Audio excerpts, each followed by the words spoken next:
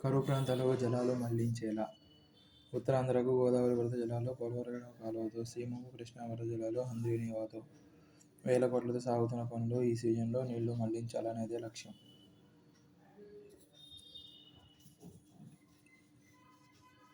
2,540 కోట్లతో పనులు గుత్తిదారులకు అప్పచెప్పారు. హంద్రీ నీవా దిశలో కాలువ వెడల్పు పనులు 2 ప్యాకేజీలుగా అప్పచెప్పారు.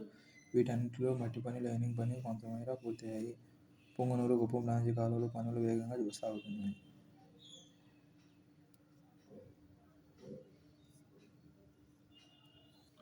రాజధానిలో పరిపాలన నగరంలో 1,052 కోట్లతో మౌలిక వసతుల ఆమోదం పొందిన సీఆర్డీఏ.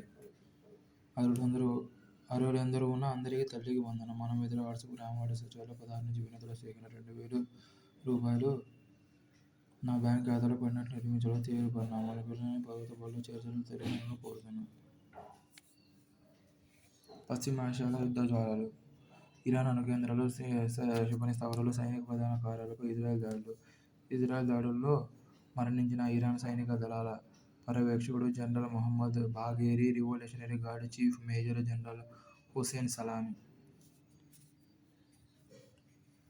78 మంది పౌరుల మరణం, 329 మంది గాయాలు. డ్రోన్లు, క్షిపణులతో ప్రతిదాడికి దిగిన టెహ్రాన్, టెల్ అవీవ్, జెరూసలేంలో పలుచోట్ల పేలుళ్లు, పలువురి గాయాలు. తాజా ఘర్షణతో పెట్రోల్, డీజిల్ ధరలకు ఢక్కలు. గుట్టు విప్పనున్న బ్లాక్ బాక్స్. అహ్మదాబాద్లో ఎయిర్ ఇండియా విమానం ప్రమాదానికి గురైన ప్రాంతాల్లో ప్రధాని మోదీ, కేంద్ర మంత్రి రామ్మోహన్ నాయుడు, గుజరాత్ ముఖ్యమంత్రి భూపేంద్ర పటేల్ తదితరులు. బీజేపీ వైద్య కళాశాల భవన్ పైకప్పుపై రభ్రం. ఎయిర్ ఇండియా విమాన ప్రమాద స్థలంలో పర్యటించిన ప్రధాని మోదీ ఆసుపత్రిలో బాధితులతో పరామర్శ. అహ్మదాబాద్ ఎయిర్పోర్టులో సమీక్ష. 6 మృతదేహాలను బంధువులకు అప్పగించిన పోలీసులు.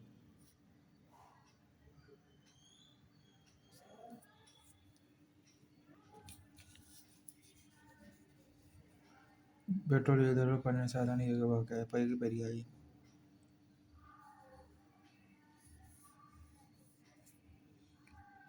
ఇరాన్ కీలక అణు కేంద్రం ఉన్న నతాన్జ్లో పేలుళ్లు సంభవించాయి. నేల మాళిగలో నిర్వహిస్తున్న మరో 2వ నిషేధిత కేంద్రంలో ఫోర్డో ఇస్ఫహాన్ పైన శుక్రవారం రాత్రి ఇజ్రాయెల్ దాడి చేసింది. అత్యవసర పరిస్థితి ప్రకటించింది. కెర్మాన్షా, టెహ్రాన్లోని పలు ప్రాంతాల్లో పేలుళ్లు జరిగినట్లు పేర్కొంది.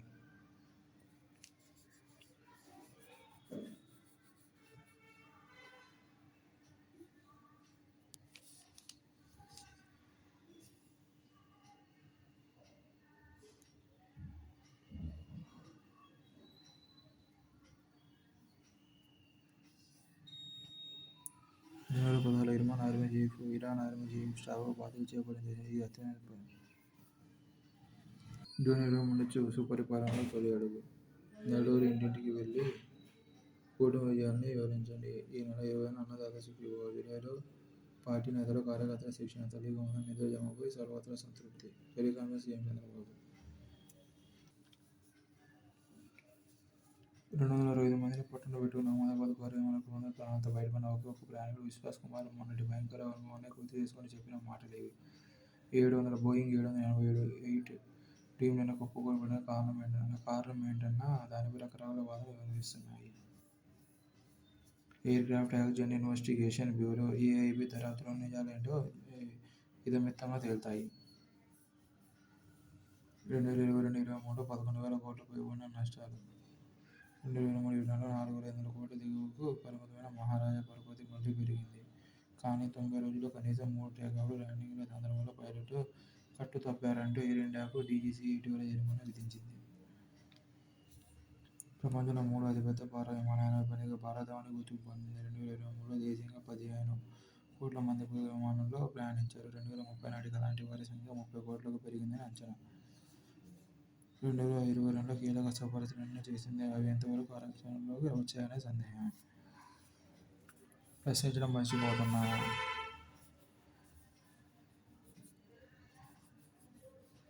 ఏపీలో తీవ్రంగా జబ్బు చేసిన పాపను ఆసుపత్రికి తీసుకెళ్లిన ఓ ప్రార్థనా స్థలంలో రోజుల తరబడి ఉంచడం వల్ల ఆ చిన్నారి ప్రాణాలు గాల్లో కలిసిపోయాయి. పెచ్చుమీరుతున్న వ్యక్తి పూజ.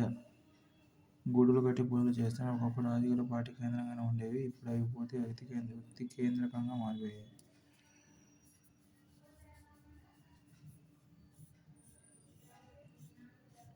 క్రిటికల్ థింకింగ్, వివరణాత్మక ఆలోచన ధోరణి అత్యంత ముఖ్యమైనది.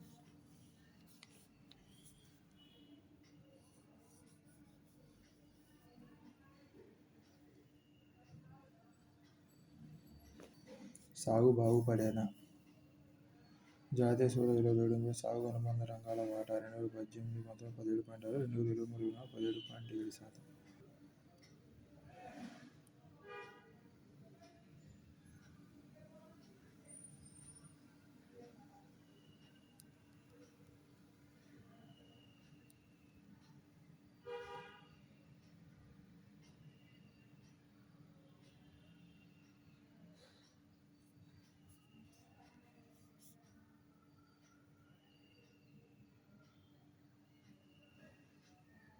మొత్తం పరిహారం 1,500 కోట్ల వరకు.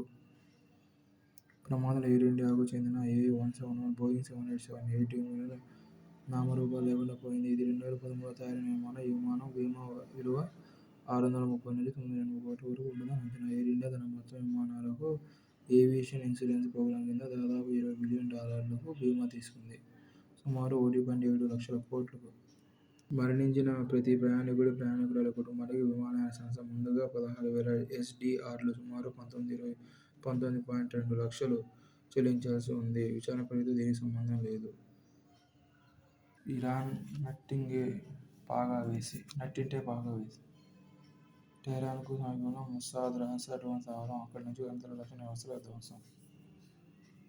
ఆపరేషన్ రైజింగ్ లయన్ మొదలు కాగానే ఇక్కడి నుంచి డ్రోన్లను ప్రయోగించి ఇరాన్ క్షిపణి స్థావరాలను ధ్వంసం చేసింది. ఇజ్రాయెల్ గూఢచారి విభాగం మొసాద్ కీలక పాత్ర వేసి ఇరాన్ రాజధాని టెహ్రాన్కు అత్యవసర డ్రోన్ స్థావరాలను ఏర్పాటు చేసి అత్యంత ఖచ్చితంగా పనిచేసే ఆయుధాలను అక్కడికి చేర్చింది.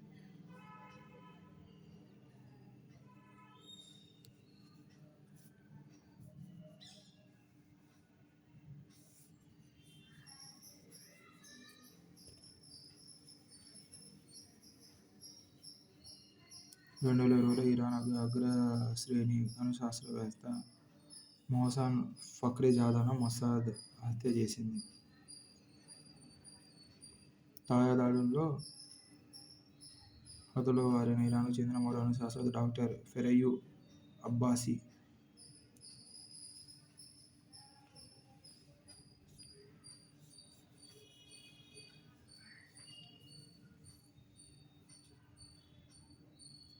ఇరాన్ అణ్వాయుధాలు కలిగి ఉండకూడదని ఆయన స్పష్టం చేశారు. ఇరాన్ ఏదైనా ప్రతీకాత్మక పడితే దాన్ని ఎదుర్కొనేందుకు తన సైన్యంలో సెంట్రల్ కమాండ్ సిద్ధంగా ఉందని వ్యాఖ్యానించారు.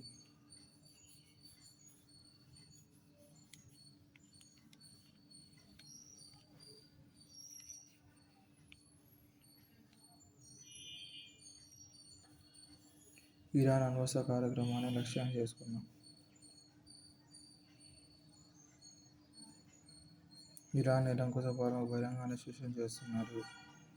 ఇరాన్ అధిక మొత్తంలో శుద్ధి చేసిన యురేనియాన్ని ఉత్పత్తి చేసింది. దాంతో 9 అణుబాంబులు తయారు చేయవచ్చని నెతన్యాహు పేర్కొన్నారు. ఇరాన్ అణు క్షిపణి కార్యక్రమాలు తమ ఉనికిని ముప్పుగా పరిణమించాయన్నారు.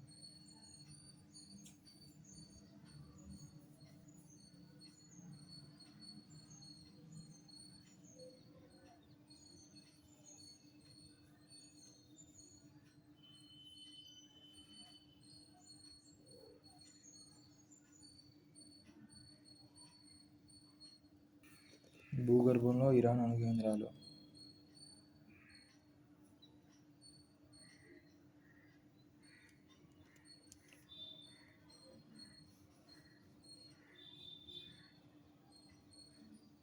నాతాన్స్ కేంద్రం అంత పెద్దది కాదు. ఒక పురాతన అడుగు భాగాన ఉన్న ఈ కేంద్రానికి అనేక విమాన ధ్వంసక బ్యాటరీలు రక్షణ కల్పిస్తున్నాయి. వైమానిక దాడులు తట్టుకునే నిలిచాయి. దీన్ని రూపొందించారు. దీని నిర్మాణం 2023లో అయిందని IAEA చెబుతోంది. అమెరికా, దాని మిత్ర దేశాలకు 2009లో గానీ ఈ కేంద్రం ఉన్నట్టు సమాచారం తెలియలేదు.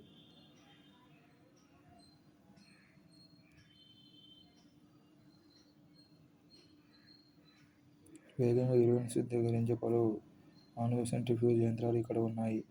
కోహ్యే కోలాంగ్ గాజ్ ఇలా పర్వతాన్ని తొలిచి దాని అడుగున కూడా ఈ సదుపాయాన్ని విస్తరించే పనులు జరుగుతున్నాయి. కోహ్యే కోలాంగ్ గాజ్ ఇజ్రాయెల్ చేసిన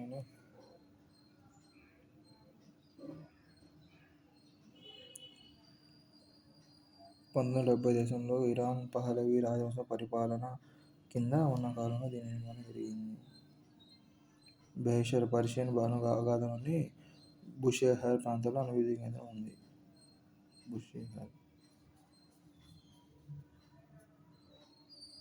1979 తర్వాత ఇరాన్-ఇరాక్ యుద్ధ కాలంలో భాగంగా దీనిపై పలు పర్యాయాలు దాడులు జరిగాయి. దీని నిర్మాణంలో ఇరాన్కు రష్యా సాయం అందించింది. రష్యాలో ఉత్పత్తైన యురేనియం ఈ అణు విద్యుత్ కేంద్రానికి ఇంధనంగా ఉపయోగపడుతుంది. ఈ అణు విద్యుత్ కేంద్రం ఐఏఇఏ పర్యవేక్షణలో ఉంది. అరాక్ భార జల రియాక్టర్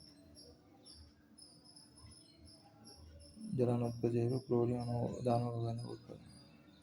ఇస్ఫహాన్ అణు సాంకేతిక కేంద్రం. ఇక్కడ అరాక్లో అణు రియాక్టర్లు చల్లబరిచేందుకు ఉపయోగించే భార జలాలు హెవీ వాటర్ ఇక్కడ ఉత్పత్తి చేస్తాయి. ఇస్ఫహాన్ అణు సాంకేతిక కేంద్రం. టెహ్రాన్ మరో పరిశోధక రియాక్టర్ 1960లో అమెరికా ఇరాన్కు అందించింది. ప్రచ్ఛన్న యుద్ధ కాలంలో ఆటమ్స్ ఫర్ పీస్ అనే కార్యక్రమంలో భాగంగా అమెరికా ఇరాన్కు దీన్ని అందించింది. బ్లాక్ బాక్స్ అహ్మదాబాద్ విమాన దుర్ఘటనలో బ్లాక్ బాక్స్ దగ్ధ నేపథ్యంలో ప్రమాదానికి దారితీసిన కారణాలు మరింత సుష్టంగా అవగతమయ్యేందుకు 2 భాగాలు ఉంటాయి. డిజిటల్ ఫ్లైట్ డేటా రికార్డర్, రెండవది కాక్పిట్ వాయిస్ రికార్డర్.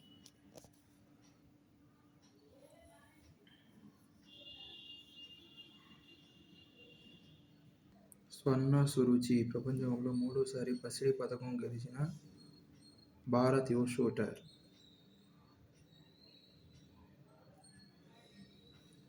19 ఏళ్ల సురుచి సింగ్ పసిడి పతకాన్ని సొంతం చేసుకుంది.